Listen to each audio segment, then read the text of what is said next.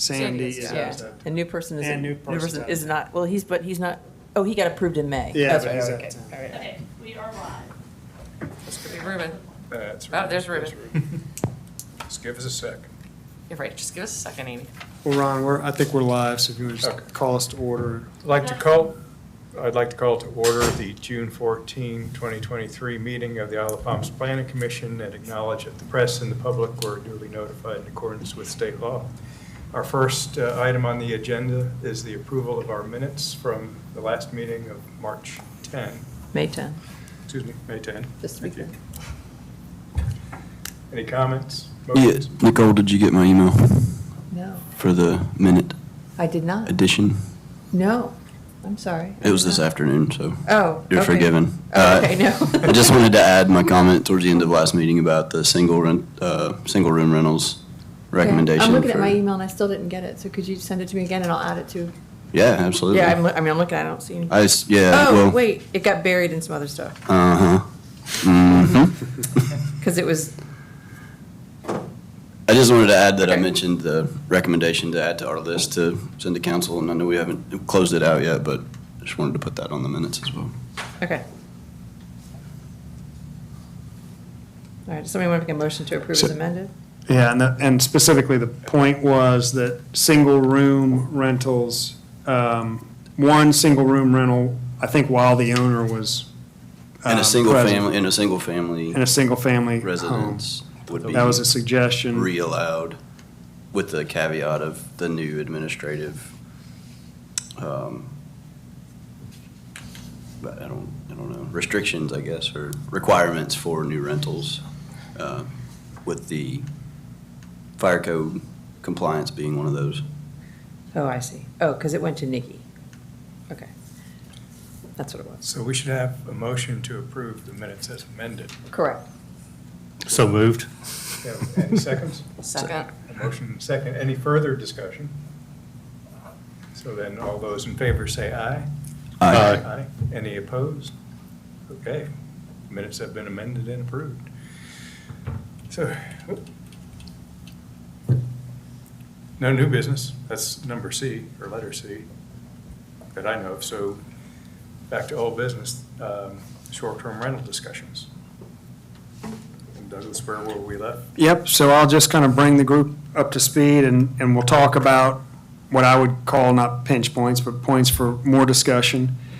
The first thing that you all have kind of generally found consensus on is limiting the occupancy of newly constructed, substantially reconstructed homes, and homes that have allowed their licenses to lapse for a year or more, reduce their occupancy to 8 people. In this recommendation, we are excluding children under the age of 2.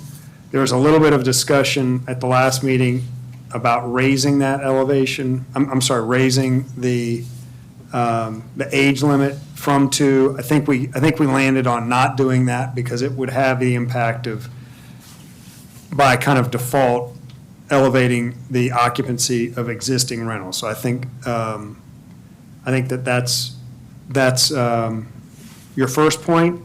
There was a little bit of deliberation between the number. You all, I think, landed on 8. There was some discussion, it kind of went between 12 and 8, but at the last meeting, I think there was consensus generally around 8. Second requirement, require a minimum of 2 night stays. This is one that you had as 3. I think we backed it to 2. I can't say that there was exact consensus on 2 or 3. But the general idea here is requiring something more than a 1-night stay. So I would say 2 or 3 nights. If there's a feeling one way or the other, that's still kind of a point to be considered. Third point, requiring all rentals to include their license number, and that should be a complete sentence to say, in any listings or displays. This is a point that other cities do this, they require this. We circled back with our online monitoring software provider, and they confirmed for us that it would be useful. We never really saw much use to it, but the online software that identifies renters and matches them with owners and determines if they have a license. They have indicated back to us that it would be very helpful if those listings had the license number. It would make their work easier. And then number 4 on the list is one that Marty added and we just talked about, and that is the idea to allow owners to rent out one bedroom in their home. And I think, Marty, this was the case that, and this is kind of taken from the city of Charleston's model, where it's allowed while the owner is on site. The idea there is that while an owner's on site, they are probably not going to allow, renters to misbehave and cause nuisances.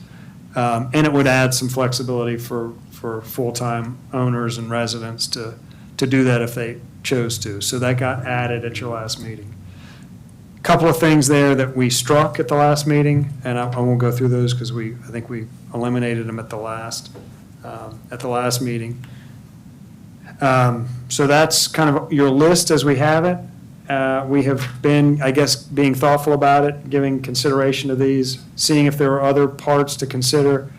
But, at some point, once you all are comfortable with the recommendations, we would, you all would make a recommendation, forward these to city council for their consideration and reaction and potential enacting an ordinance to make these come to fruition. That's all I have.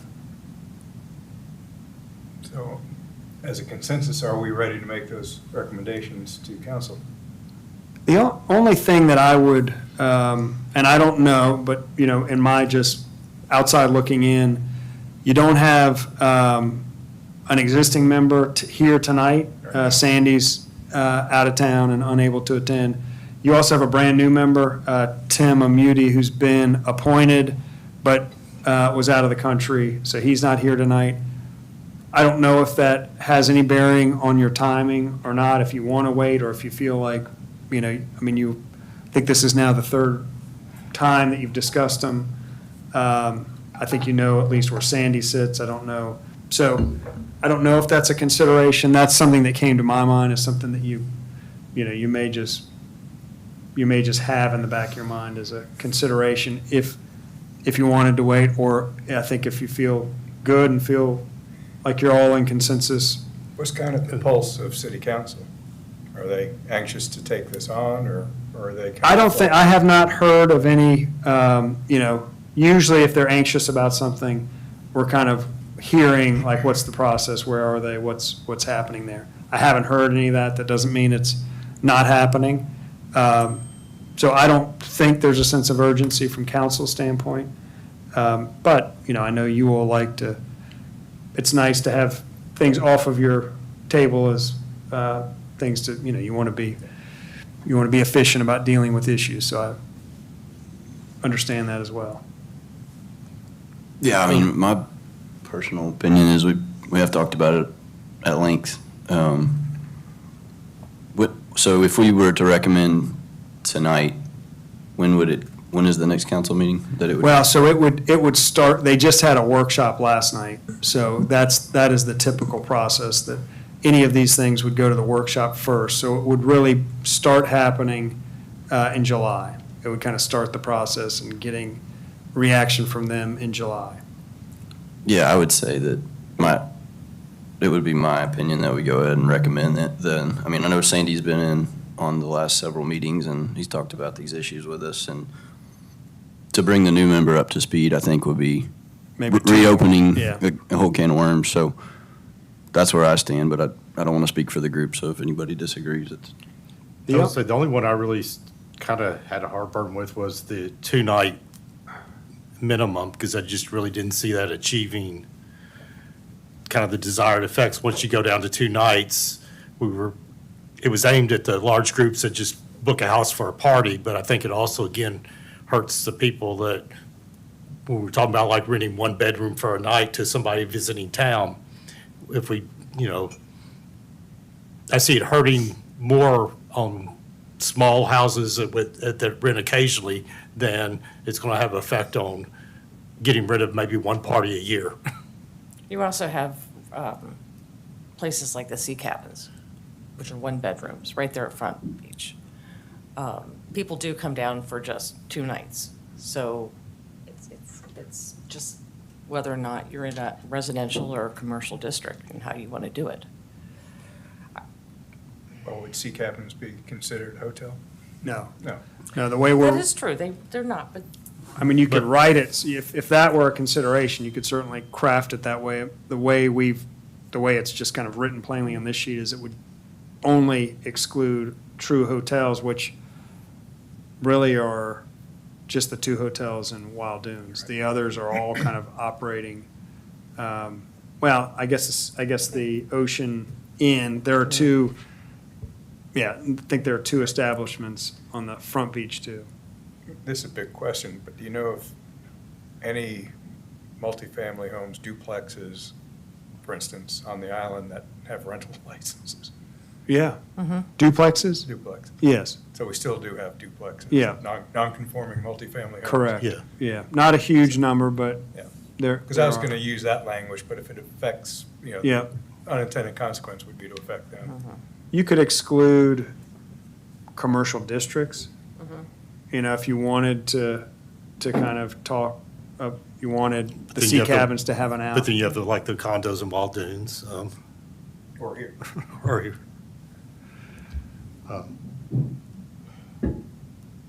I don't know if that changes anything for you, David. I mean, I think your concern was more the residents. right. I giving know residents because there's a more- rental house across the street from me, and they have people that come in for one night on occasion.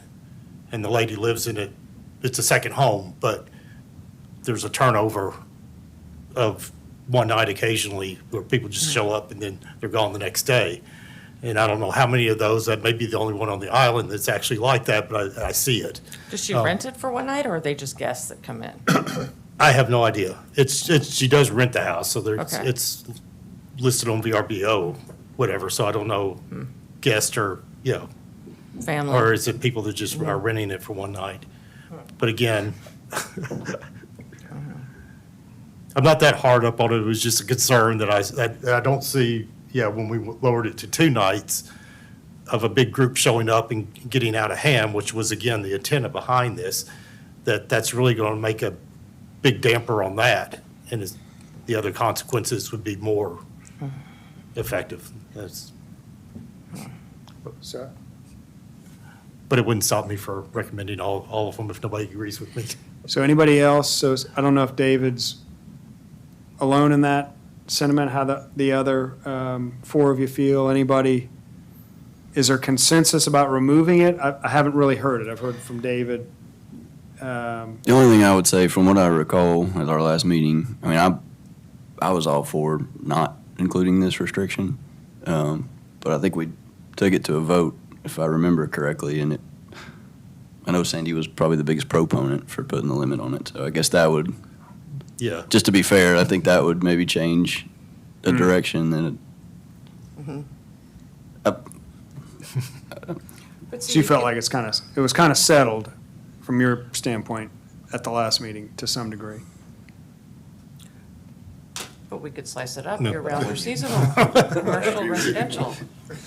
Oh, Yeah, I just kind of felt last week, we kind of discussed it, it was kind of bored, so we kind of postponed it, but now Sandy's not here, which he was, kind of felt like that. But again, I don't know, I kind of feel he's representing more of the commercial interest than, like I said, individuals that are just renting their house part-time. They aren't going through a commercial or management company. Can we just tell council that we're directly divided on this one, and it's a Are we Well, directly? We're not divided, but it's just like there's so many options that Yeah. Yeah. we're digesting now that we didn't really address Yeah, last is there a time. better way to word it? Is there, a better number to use? Could it be Year-round. tied to the number of bedrooms? Right. And I So it think- only applies to, That's that's an interesting point.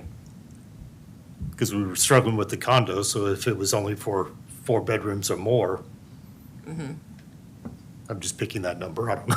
But No, but that's an interesting approach. Or do you recommend some to council and then ask them to just consider the night stay because you guys aren't in consensus? Just a thought. Yeah, The and I way think you that usually describe all of that to them anyhow. You tell them Yeah. how they David's argue. last point and idea is fair too. I mean, I think what we're talking It about is. is a division of one night or one bedroom. One or two bedroom small house that rents one night occasionally, opposed to the one we're kind of targeting, the big houses that are rent to large groups. Yeah, I'd be fine with that added bullet point. I think that, I don't want to speak for Sandy, but it seems like that would accomplish. I agree with you guys on that one. So instead of excluding a hotel, exclude any rental unit with an occupancy of less than 6? Bedroom. Bedroom. Well, it could be 6, but then again. So that's 2, so that'd be a But if you, 2-bedroom. yeah, but if you tie it to the occupancy, then you gotta decide, well, Right. does that mean if only 4 people are staying in a house? Can they rent it, So do you want to tie it to bedrooms? I would think that would be the easiest. Excluding units with how many bedrooms? That would be more enforceable. Two bedrooms or less?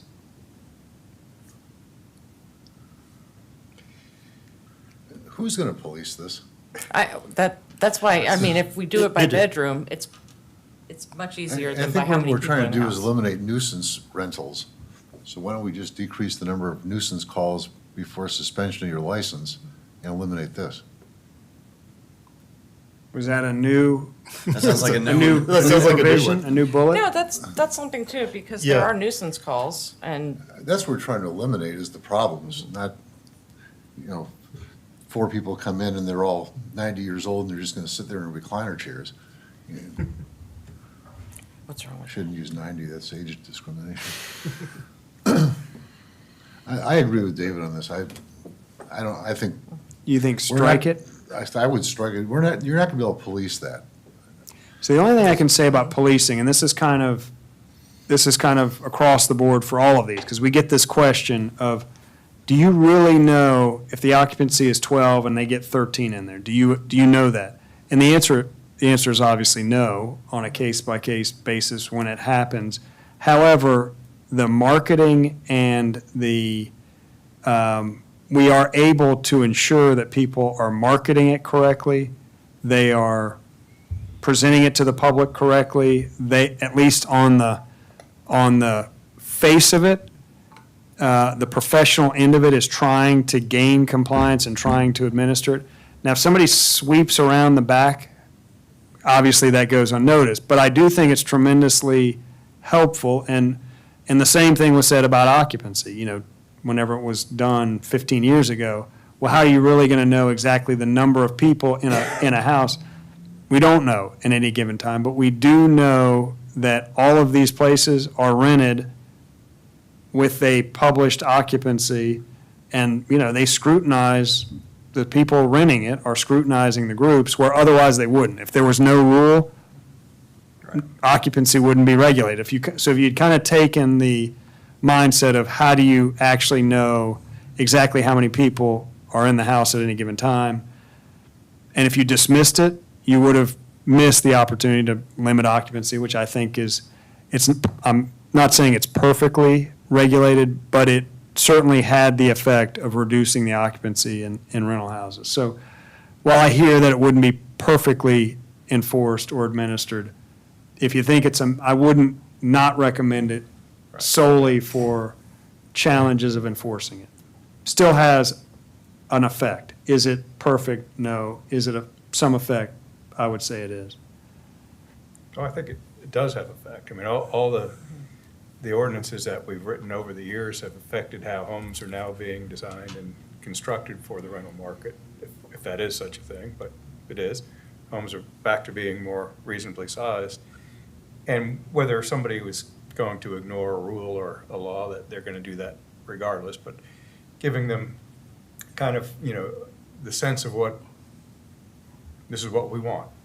If it is 2 nights and somebody bends that rule, then, shame on them. But most people eventually, I think, will end up turning around and concurring with it.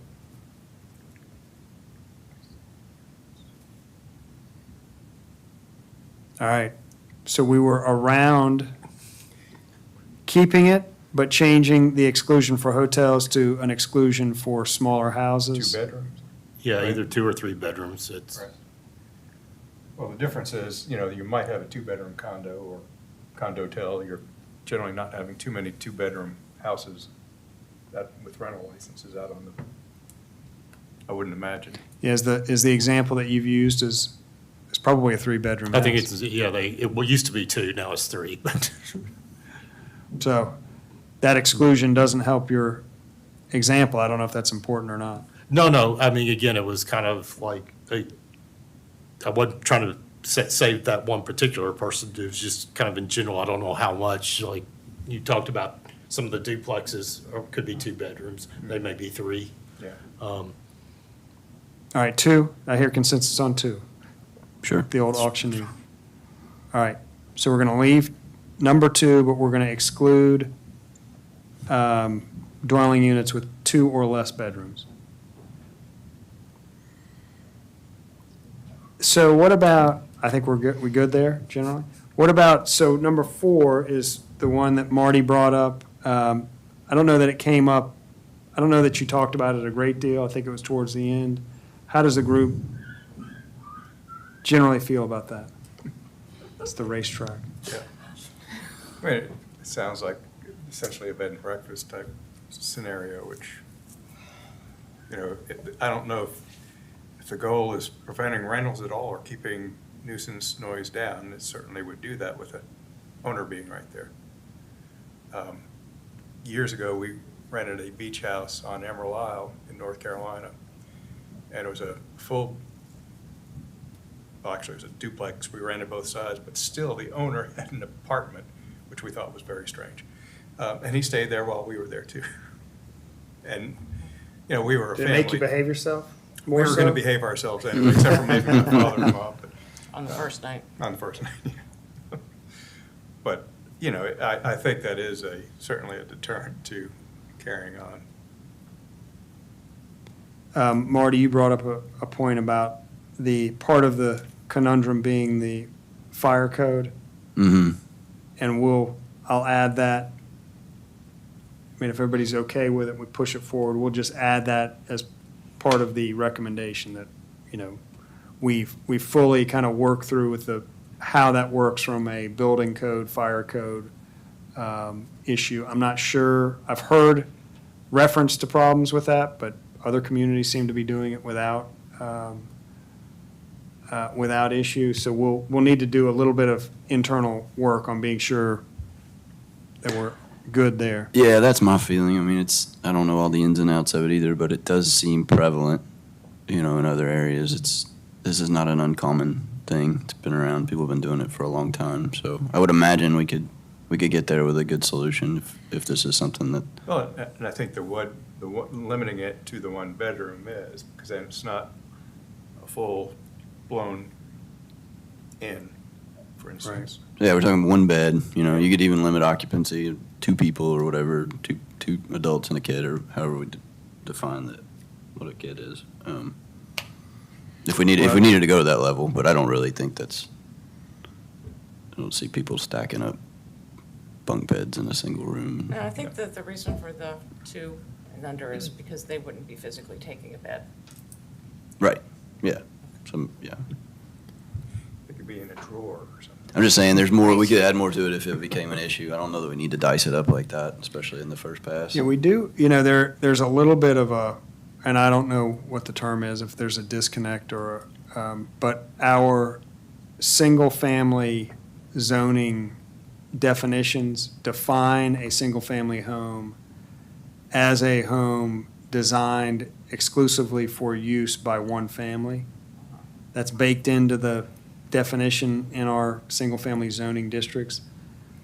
Putting this in will kind of create a bit of a disconnect in my mind from just dealing with it over the years. So, but I don't know that that's, and there's a provision included in there. You can only have one kitchen.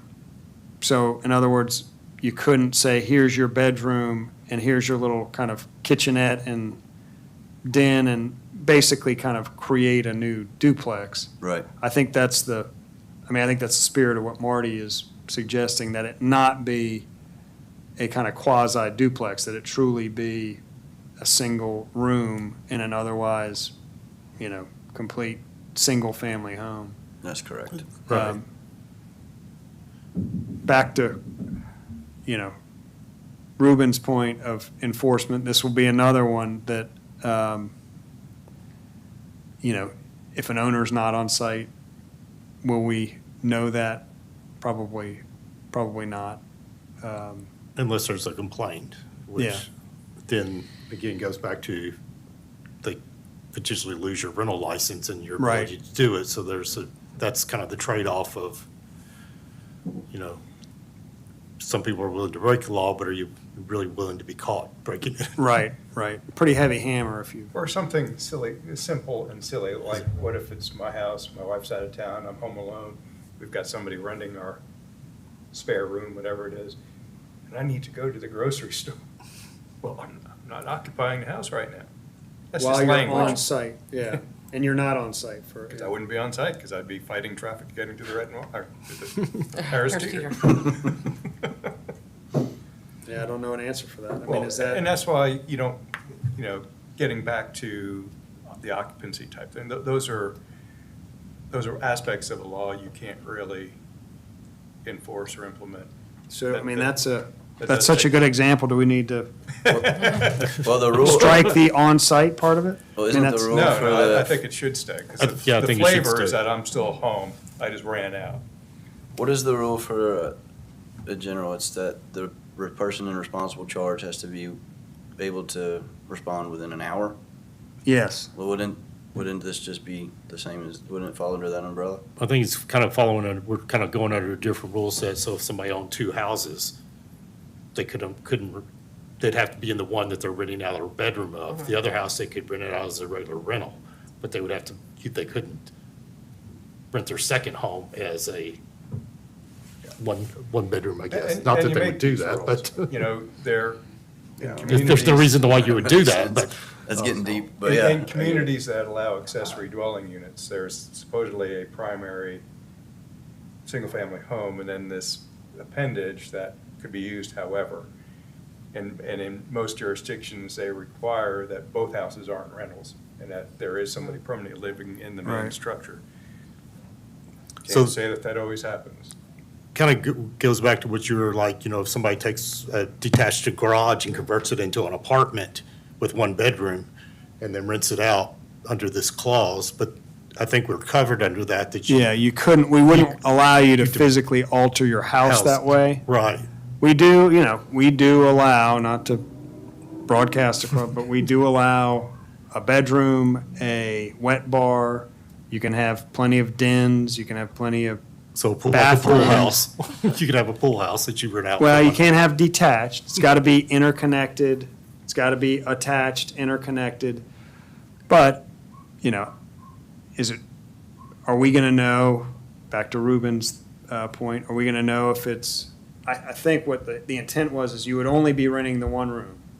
Will we know if they lock the door that also has an adjacent den and wet bar? Probably not, and I don't know that that's a problem, but we allow that to be constructed. We may be putting in a provision that encourages the construction of that type thing, which is, in my mind, getting dangerously close to a duplex. It is, I mean, I will say, it is a stray of, historically, that the Isle of Palms has been very kind of against unrelated parties occupying the same building. I'd think be there's a really lot- surprised, though, if people start to change their construction habits based on this. I think the return on that investment would take a lifetime. Well, it doesn't Yeah. have to be much. When I designed my house 20-some-odd years ago, I had a buddy who lived out of town. He split his time between here and Minnesota. And so we thought when we were building our house, we'd put it on the summer rental market, which of course we never did. But there's an end of my house that has a guest bedroom, bathroom, and what's now my study, which we had always anticipated just putting a door in that hallway to make that a private suite, which certainly would fit into the notion of, this perhaps one-bedroom rental don't have any intention of doing that, but, I mean, there are things that we have to consider. And we're really just offering these to city council to consider. If this were to fly, we'd have to really come down with some rules on how to do this. And you know, certainly, I would think we'd be involved with helping establish those guidelines. Yeah, part of this, if conceptually they're agreed to, there would be a ordinance writing exercise that would come back to you all for a To recommendation. prevent this from happening over a detached garage or Right. prohibiting external Or more than one. entryways and You know, more than But one. I agree with it in concept, so. Yeah. And I guess Let's I'm work out the wondering details. if the spirit is upheld, and in your example, the way this would work is you would have to be on site. So even if you had a door with a hallway and a den and a bedroom and a wet bar, I mean, you're still not gonna, still the principle of you're not gonna tolerate, Right. you know, a massive party in that wing of your house. You're just, you know, so I guess the concept kind of works either way. If it's just one room or if it's a room and a den, still would work, I would think. Like I said, I mean, there's a lot of other jurisdictions that do this, so my belief is we can talk through it and we'll talk around in circles, and we'll probably still get to the point where it's doable and Yeah. fine and okay. Well, and some jurisdictions only allow it this way. I mean, they see it as really the only way that it would be. And that's the city of Charleston really only wants it done this way. They feel like anything else is, you know, allowing the public to kind of run free in the neighborhoods.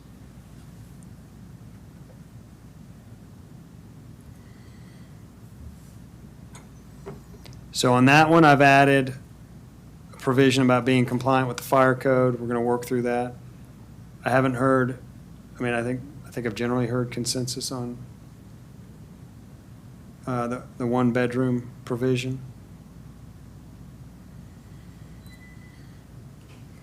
So if there's kind of consensus there, is there, you all at a point where you feel good sending a recommendation to council? Yep. I think so.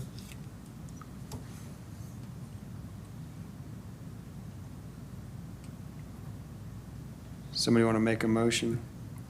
Motion to recommend to council the items as written and discussed today. Second.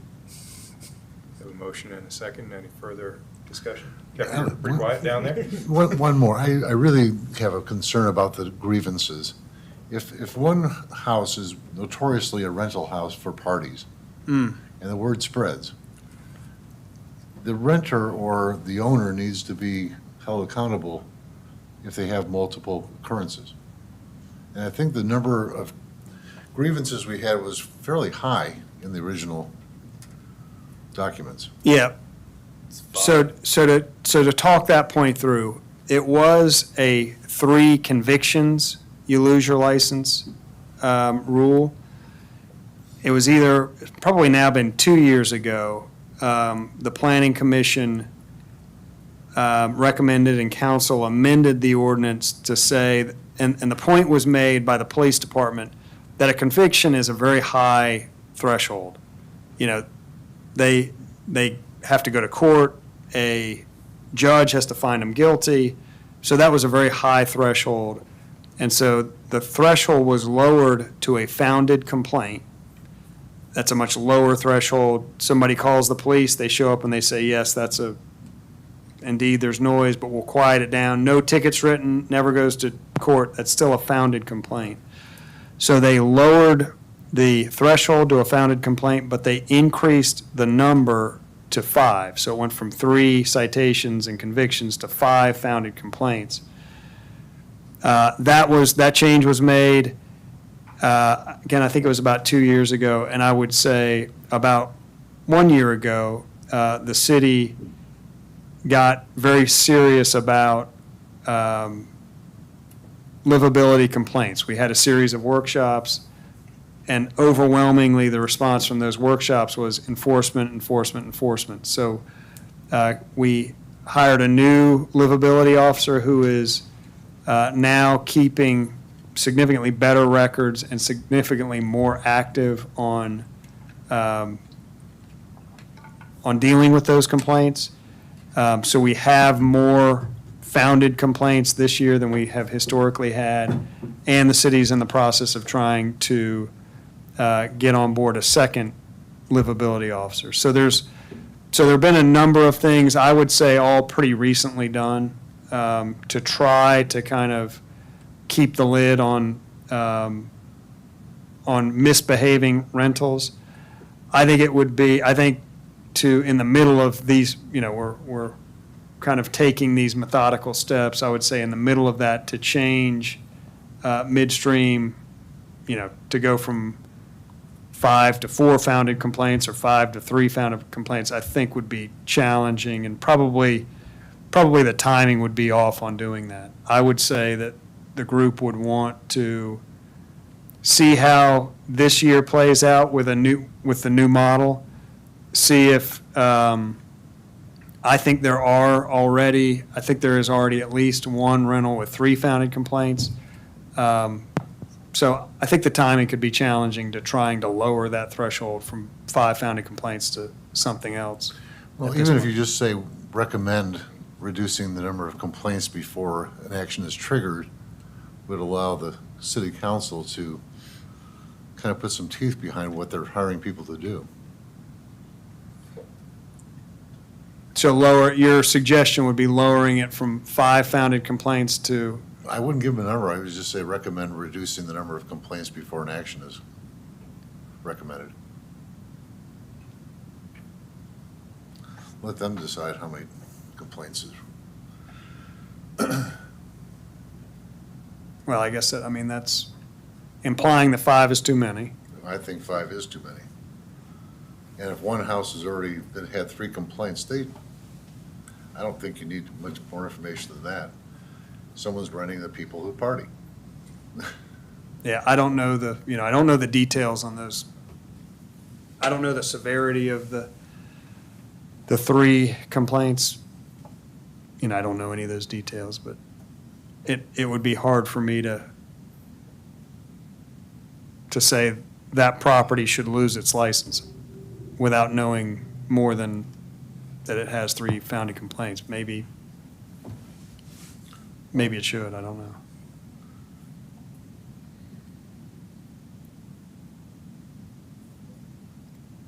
But it's certainly something we could always revisit, like you said, next year. I think getting some numbers is Yeah. helpful in making a recommendation. I'm not sensing consensus there. I mean, kind of going back, my first thought was, do you know of anybody that's lost a license because of that ruling? No. So- No, I think, But it's only been in effect for. right, yeah, the lower threshold has been in effect, I think it's 2 years.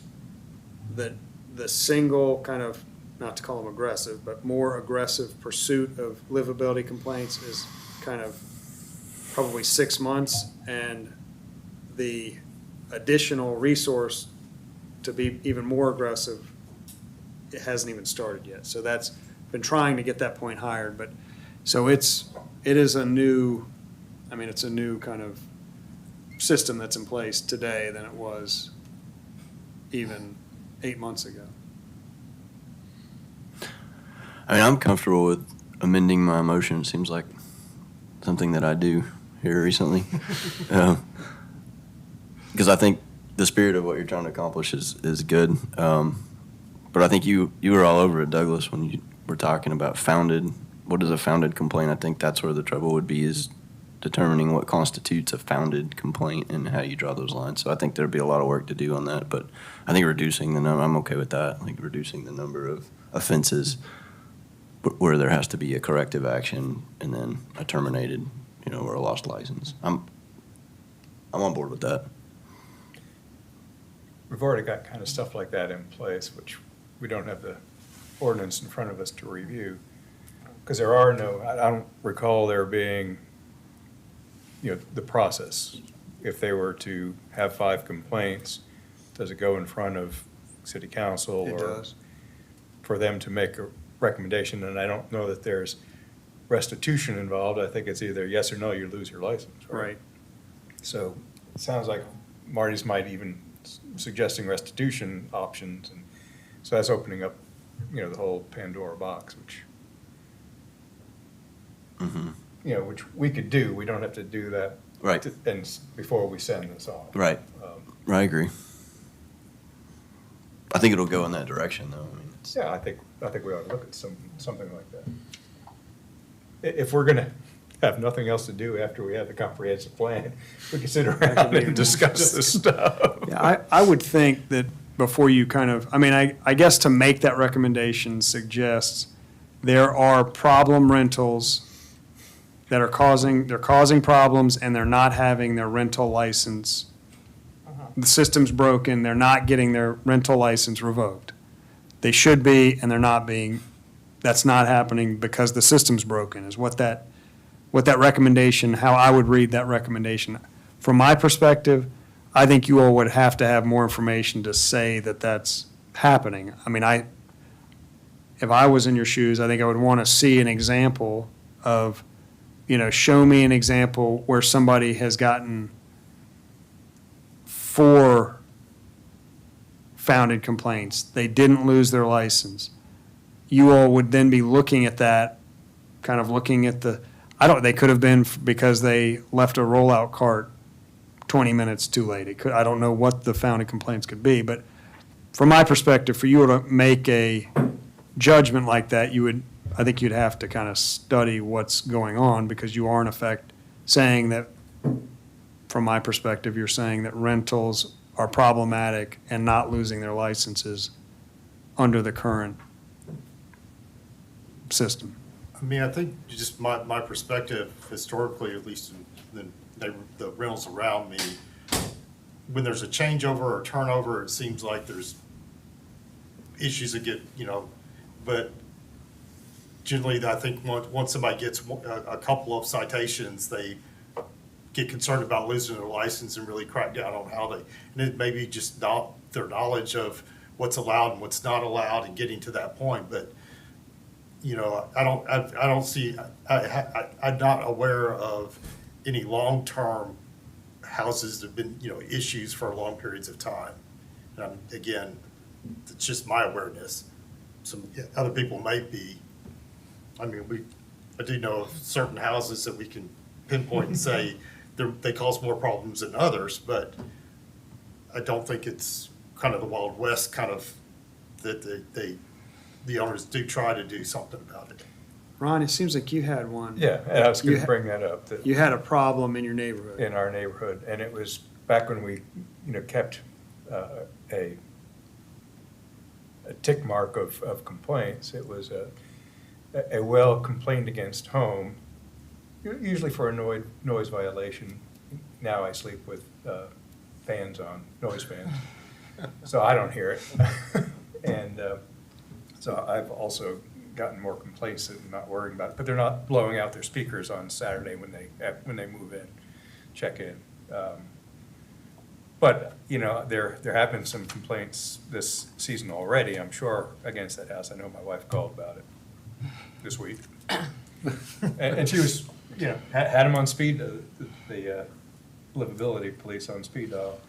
So, and that's what you have to do. Yeah, I'm not talking about having carts outside Well, no. that don't look good. Right. No, And it's the 2 o'clock, loud music and yoo-hooing and cussing and. And golf carts with boom boxes, yeah. Right. Where they're, we're trying to prevent it, not uphold problems we've had in the past. It's a prevention thing. If we'd have known about what was gonna happen at the beach a couple months ago, we would have prevented it. Sure. But if there is, that bad apple, it's gonna rot and you're gonna know it. It's gonna Well- start smelling. Yeah, and so we need to have, Yeah. I just think five complaints or whatever we call them now. It's like, there's 3 strikes in baseball. Should be 3 strikes for a But, bad rental. This is a small community. Mm-hmm. I generally think that I walk my dogs on the beach every day. The officers are up and down on the beach every day. They know who we all are. There's a guy who also walks on the beach who's notoriously always getting citations for his dog off lead because he's just one of those guys. And I'm fortunately not one of those guys. So, I think everybody kind of knows where the good apples and the bad apples kind of are, if that's even legal to say, because that's profiling. But, I think there are some truisms. I think, because when we've made calls, it's like, oh, yeah. I ran across a coyote one time. It's the coyote with the limp. Oh, that's so-and-so. So, people are in tune with what's going on out here, and they know. You hit a coyote? I didn't hit it. It crossed Palm Boulevard. Shot and it. it had a limp, so I was concerned for its well-being. its well-being, and so I called not the livability, but the police office number. And, I get well, it. that's Stanley, or so that they already had a name for the darn thing. I thought that was endearing, but it means that they're not sitting across the street with in the lounge chairs. That's the fire department. I'm sorry, that was bad humor. But I think everybody the city pretty much has a thumb on the pulse of what's going on out here. That's my opinion. All right, you all are putting a wrinkle in your recommendation. Do you want to, you could do one of a couple of things. You could add a recommendation tonight. I think Jeffrey said lower the number of founded complaints before you trigger a revocation from 5 founded to 3. You could add that tonight, move it on. You could move on what you have, continue to study, or, I would, if I were in your shoes, I would want to look at an example of a bad apple that hasn't had its license revoked and study a little bit more. You could send on part, study that. You could hold all of it an additional month, look at examples, do it any number of ways. I'd like to look at examples. You can readily come across that data. Yeah, That would be Well, awesome. if you have livability officers, they should be able to tell us what's going on. right.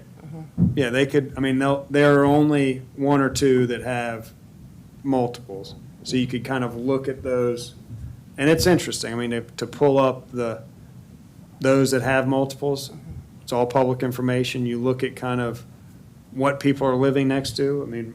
Sounds like Ron, 1 minute, it'll be reported out. Got a call, this was the situation, founded, unfounded. And you'll see the kind of severity, sometimes there'll be a pretty bad, from my standpoint, bad violation, like we showed up, there was a raging party. Sometimes there's one of those, and then there's one where it was showed up, there was 2 people on the porch. They were loud, so it's founded. I didn't write them a ticket. I asked them to be quiet, but that goes on their checklist as a founded complaint.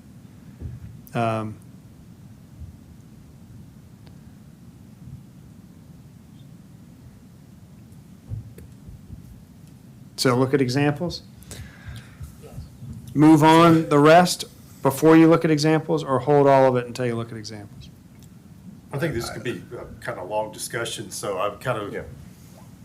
move with what we have and revisit potentially. I would. I'm good with that. You mean just amend it after council's? Well, no, add a 5th, or 5 and 6 have been struck out, so we add number 7. Does this mean I don't have to amend my motion? That's correct. I'm all for that too. No, I think that's fair. We'll look at data and we can talk about it next time. Okay. We can get Jace here too. He's our livability officers. He's a pistol. He's all about enforcement on these rentals, so. Well, that'd be good to speak to, because we know Yeah. what kind of information he needs, Yeah. or direction. You want me to ask him to be at the next one? Certainly. Yeah, sure. Yeah, he's doing a great job.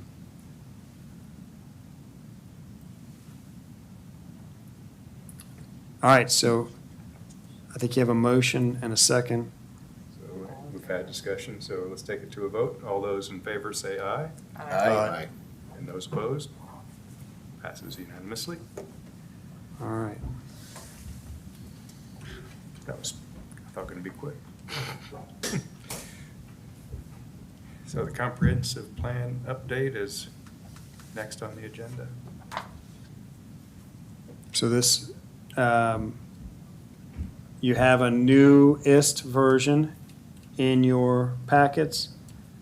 Since the packets went out, I think we have an additional round of edits. And I don't know if I don't think everybody has those No, I don't yet, think so. no. So we do have another round of edits.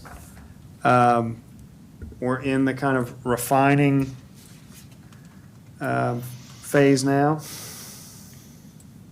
I don't think there's, Suzanne, majority of your edits were,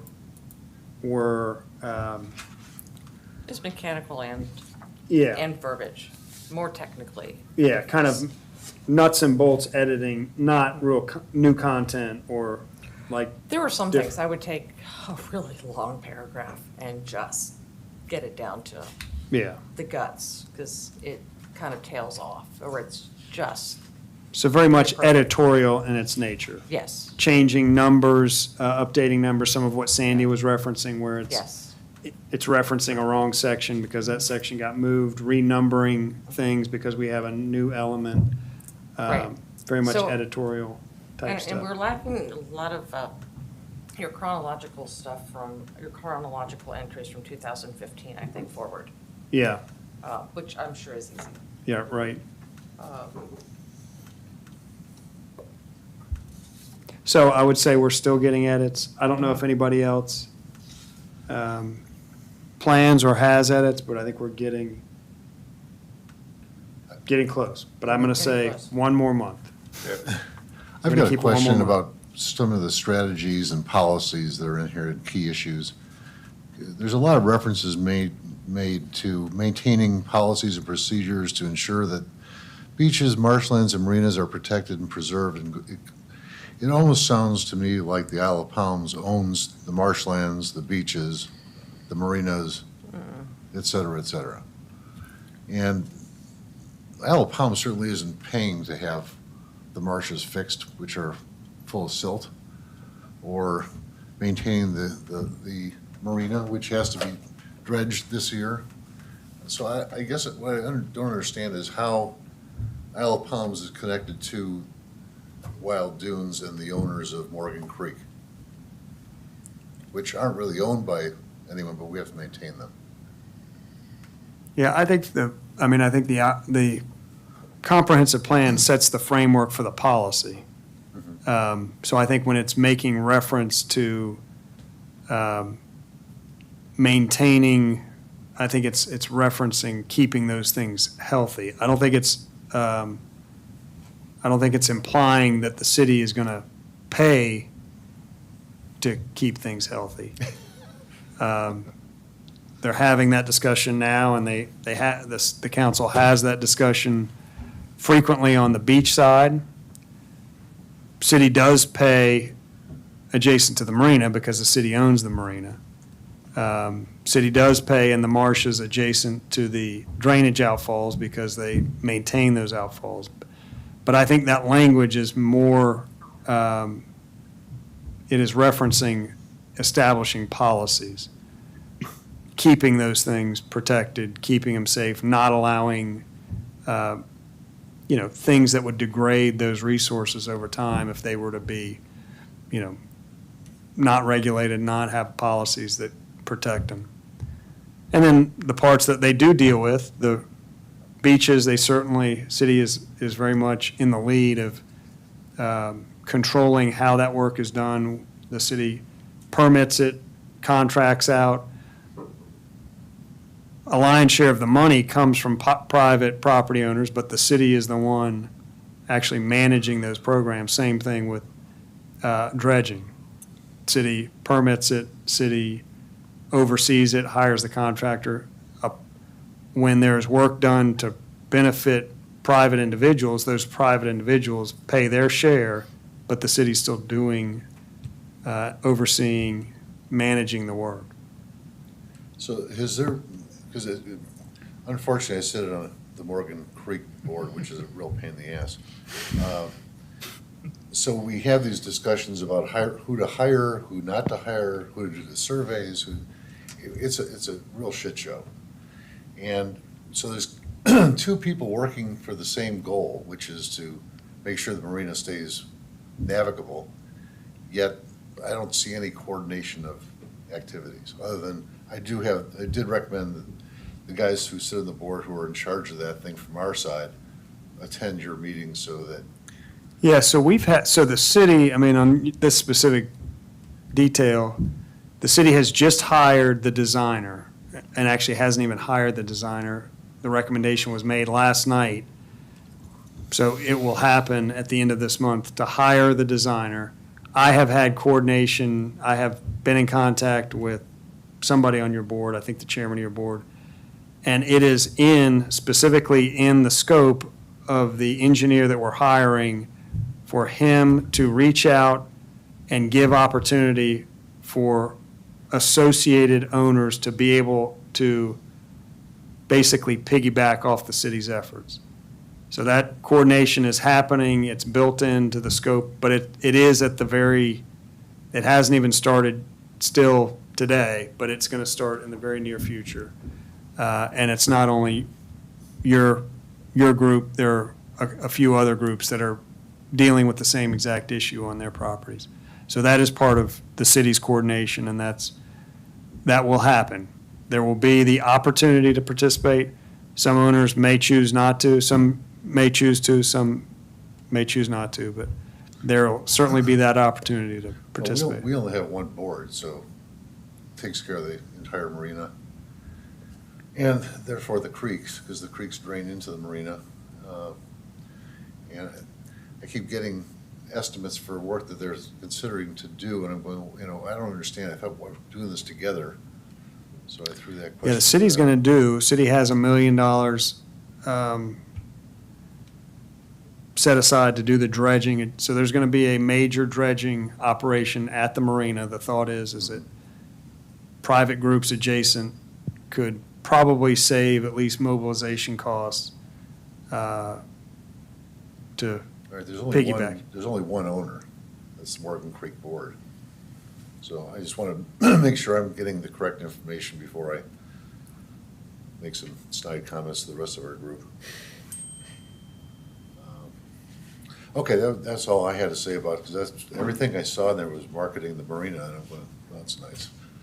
Well, I do think when the plan references the marina, it's talking about the Isle of Palms Marina, not the, what is that called? Isle Morgan, of Palms Marina, not the Morgan Creek. The yacht. the Yacht Harbor, what is that called? Yeah. Well, there's, Morgan Creek Homeowners Association owns the marina, or is So in when you're charge saying of the marina, I think of the Isle of Palms Marina that the city of Isle of Palms owns. All those other slips, do they have? Well, names? it's the other 300 boats that are in there. Right. That's what I'm referring to. Morgan Creek Homeowners Association is the board that governs the marina, where all That the marina. slips are. I think we're So we got, struggling see, with, yeah, we got probably 3 marinas in that little body of water, if you give DeWeese any credit. And I don't even know about Go Down, so maybe y'all have to, They're because we've got separate. boat slips, right. Yeah, So, that's- so when you talk about the marina, When I think of marina, I think of It- boat it- ramp and selling as gas. city people, we're thinking about, the Fishing boat. The land the slips that we've city got owns. by- I'm yeah, I'm talking city. about A through Right. H. whatever Y'all it need is. to name that or something. Yeah, so That would that- help. It so the is called proper- Wild Dunes Marina. That's, Oh, that's what. Wild you Dunes think of Marina, that's what it, Wild so Dunes the Marina. Isle of Palms Marina is the property at the end of 41st Avenue. That is the proper name of, so when you say the Isle of Palms Marina, that's what I think the plan is referencing, that's what we're all thinking. okay. You're talking about I'm talking about World. a of Wild Water. Dunes, Wild yeah. Dunes, yeah. I thought it was called Yacht Harbor or something other than. Well, there's several different entities in the Wild Right. the Wild Dunes Marina, but the bottom line is, if we don't start, I used to be able to take my boat all the way up Morgan Creek and go out the inlet. Right. I can't get a paddleboard up there now. I mean, it's that shallow. Mm-hmm. So unless we do something to fix the egress, the ingress is backing up. And it's gonna cause flooding. Seagrass, that area is gonna flood.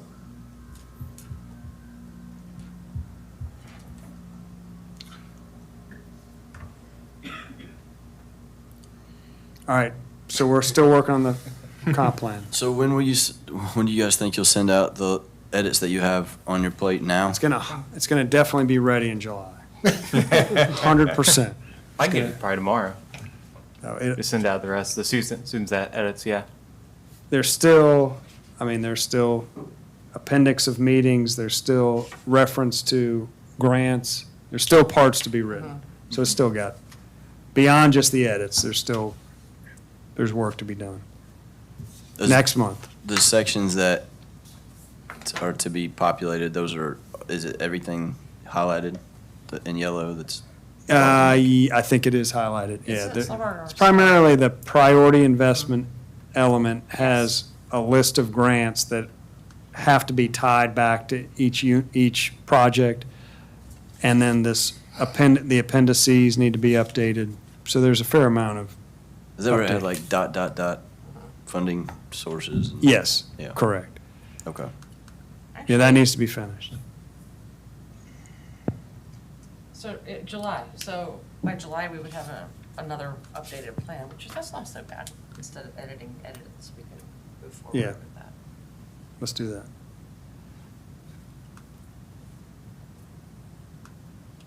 All right, we ready for sea level rise adaptation plan? So this is, will recall, interviewed two firms last month. The recommendation from you all was to go with basically the lower cost, unless they were super close, then go with the higher scoring. The way that worked out, and I've forwarded it in an email, Weston and Sampson gave two costs.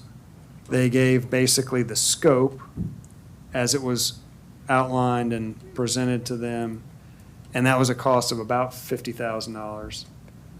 They then reduced the scope to fit the city's published budget, which is $20,000. So they kind of gave two costs. You know, the scope and then a different scope that would fit the budget. Seaman Whiteside gave one cost, it was for the scope, and it was right at 30, I think it was 35,000. So for the scope, you know, kind of taking your recommendation kind of literally, the one that met the scope and was lowest was Seaman Whiteside. That went as a recommendation to the council last night in their workshop. And it will be, the workshop format, I don't know if you watch it, but they don't make recommendations. I'm sorry, they don't take any votes. But they discussed that. We kind of talked a little bit about your recommendation and how the pricing came back. So I just wanted to make you aware that's, you know, your recommendation was taken literally and passed on to council. I just wanted to make you aware that the way the proposals came back was a little bit unusual, not terribly, but I don't know if that gives anybody pause with how you recommend it, or if you're good with the way it's sent forward. It is kind of, you know, now midstream with city council, so if you were to want to do something other than what was agreed to last month, we'd find a way to do that, but it would be disrupting kind of the way it's been flowing so far. No comment, I would just take it as we'll let it continue. So if we continue, I would expect Seaman and Whiteside to be under contract and working on that project within the next month or so. And I do think part of what they will do will be meet with stakeholders, which I'm sure will include you all at some point along the way. That's all I have, Ron. Great. So is there any motion to adjourn? I don't know that we I don't talked know, about there's it when we were in, while we were meeting, but we do have a new member, Tim Amudi, who is out of town for this meeting, but will be joining the group in July. So very excited about that, and have a full commission at your next meeting. Again. Wonderful. I have one light thing to say. A while back, we were talking about historical documentation for the city. Mm-hmm. There were a couple of women who were part of the Exchange Club who put out a huge display of historic photographs, information on the city. I mean, it's enormous. They have things going back to the beginning. So if you're interested in.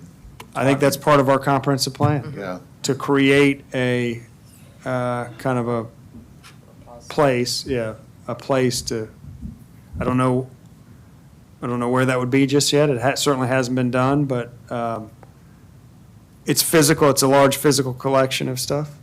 yeah, they had 60, 70, 80 photographs of real old stuff. Yeah, would be interested. We do actually have just digital copies of old photographs, so we would be interested to All right, talk to them. So if you could I'll pass. put them in pass it along. Be interested.